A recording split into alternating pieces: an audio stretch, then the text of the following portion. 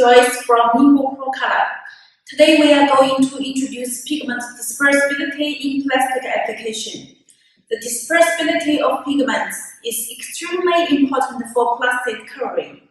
The final effect of pigment dispersion not only affects the pigment color strength, but also the appearance of the final product, such as spots, sticks, luster, color and transparency. It also directly affects the quality of the final product. For example, the strength, elongation, aging resistance, and electrical resistivity also affect the processing properties and application properties of the plastic, including the master batch. The dispersibility of the pigment in the plastic refers to the ability to reduce the size of the aggregates to the desired size after pigment wetting. All the properties of the pigments in plastic application based on how pigment dispersed. Therefore, the dispersibility of pigment is an important indicator of the plastic application. During the production of the pigment, firstly, the crystal nucleus and the nucleation begins with a single crystal, but soon it developed into a polycrystalline structure with a mosaical structure. Of course, its particles are still quite fine. The linear size of the particles is between about 0.1 to 0.5 μm. Generally referred to as primary particles. Primary particles are prone to aggregation, and aggregated particles are referred to as secondary particles. According to different aggregation methods, it is customary to divide the secondary particles into two types. One is combined by crystal edges to crystal angles. The attraction between the crystal is relatively small and the particles are relatively loose. It is easy to separate by dispersion, called agglomerate. In another type, the crystals are combined with crystal plane. The interaction between the crystal is strong, and the particles are relatively solid, called aggregates. The total surface area of the aggregates is less than the sum of the surface area of the respective particles. Aggregates are different to disperse by a general dispersion agent. Generally, commercial pigment particles are larger than the aggregates, usually around 250 nanometers, and can't be directly used for plastics. What is the appropriate particle size after pigment dispersion?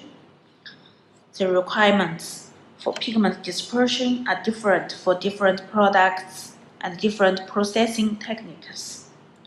Conventionally, for a person who is sensitive to visual perception, can perceive color spots when the pigment particles are larger than 20 nanometers.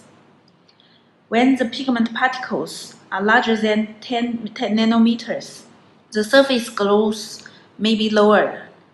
The coarser particles not only cause spots and sticks on the surface of the product, but also cause plugging during extrusion or other processes to affect the normal production. When the pigment particles are less than 5 nanometers, the production and appearance requirements can be fully satisfied. But for critical application, such as dispersion, also affects mechanical properties, electrical properties, and processing properties. For fibers, single filaments with a diameter of 20 to 30 nanometers, and ultra-thin films with a thickness of less than 10 nanometers, the particle size of the pigment should be less than 1 nanometer. The total shear dispersion of pigments are much lower in ink and coating processing. The most common processing machinery for pigment dispersion is single-screw extruders and twin-screw extruders. The shearing force of the pigment in the plastic follow melt is unable to disperse the pigment well. Generally, we use a high-speed sand mill and 3-roll mill to disperse pigment for coating and inks production. In addition, pigment subjected to high shear forces, also subject to the strong impact and static pressure. Complete pigment dispersion process contains 3 essential stages. First, the wetting of the pigments, to change the interface between the pigment and air or water into the pigment and to the carrier. Second, the dispersion of the pigment.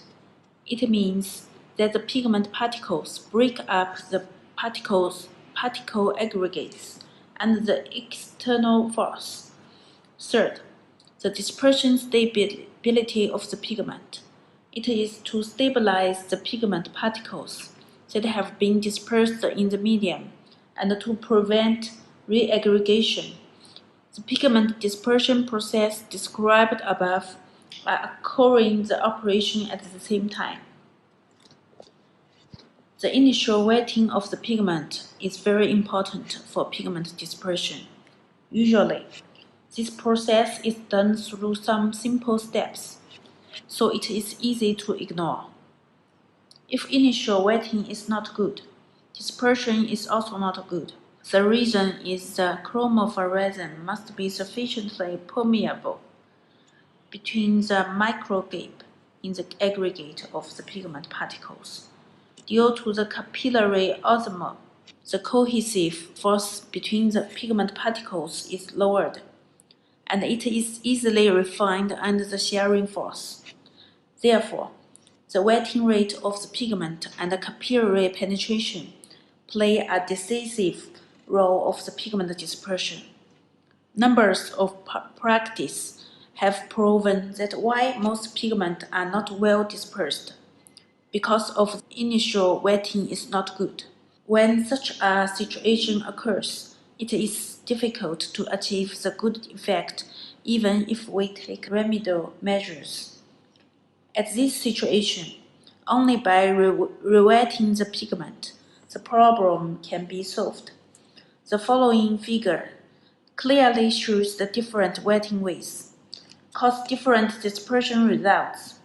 When the same pigment is wetted by ordinary wetting agent, whether it is extruded 1 time or 6 times, the dispersion is not good, while the same processing with a suitable wetting agent results in a qualitative leap. Okay, now we will make a summary of today's class. First, the dispersibility of pigments is extremely important for plastic coloring. Second, the dispersion process of pigments in plastics usually contains 3 essential stages: wetting, dispersion, and dispersion stability. Third, the initial wetting of pigments play a decisive role in the dispersion rate and the quality of pigment.